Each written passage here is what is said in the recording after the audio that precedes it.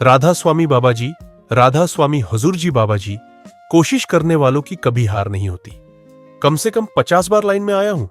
आज आपने मेरी पर्ची निकाल दी। किसी चीज की कमी नहीं रखी, परमार्थ भी दिया, स्वार्थ भी। जवाब, घर वाली अच्छी है कि नहीं?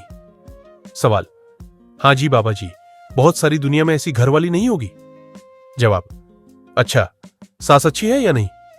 सवाल, हां जी बाबा जी, वह भी बहुत अच्छे हैं, पर इस दुनिया में नहीं रहे, वो आपके पास चले गए।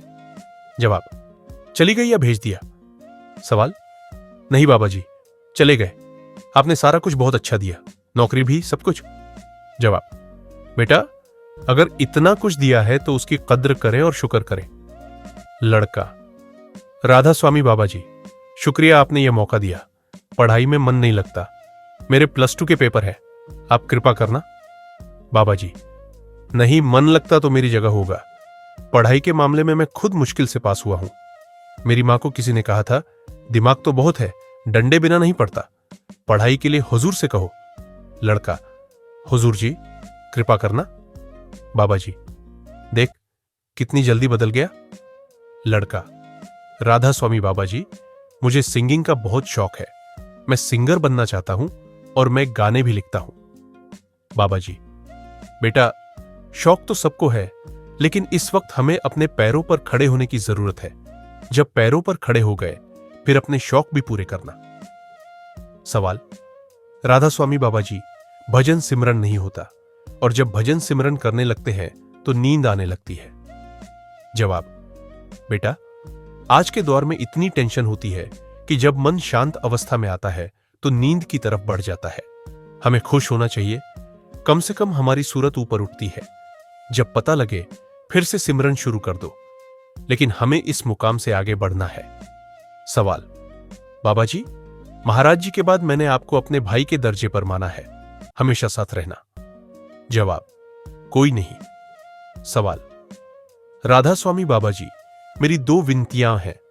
मैंने अपने बच्चों को शुरू से राधा स्वामी कहना सिखाया है और उन्हें आपके चरणों से जोड़ा है। मेरे दिल की इच्छा है कि मैं संगत को डेरा लेकर आऊं और गाड़ी में उन्हें उनके घर तक छोड़कर आऊं। इसके अलावा मेरा कोई सवाल नहीं है। जवाब, भाई साहब, हमें इसे बाहर जाहिर नहीं करना चाहिए, हमें शुक्र करना चाहिए। अगर वे सत्संग में आते हैं तो यह खुशी की बात है। सवाल, राधा स्वामी बाबा जी, जब भजन में बैठते हैं तो मन एकाग्र नहीं होता, इसलिए शब्द या सत्संग चला लेते हैं, क्या यह ठीक है?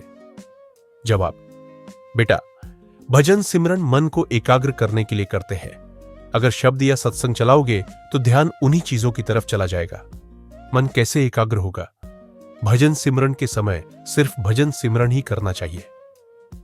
सवाल, बाबा जी, मेरी एंगेजमेंट हो गई है और जैसा पति मैं चाहती थी वैसा ही मिला है।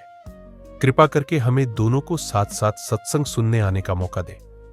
आपने दोनों परिवार बहुत अच्छे दिए हैं, सब पर दया मेहर करना। जवाब, बस कर, और करते कितना कुछ बोल गई।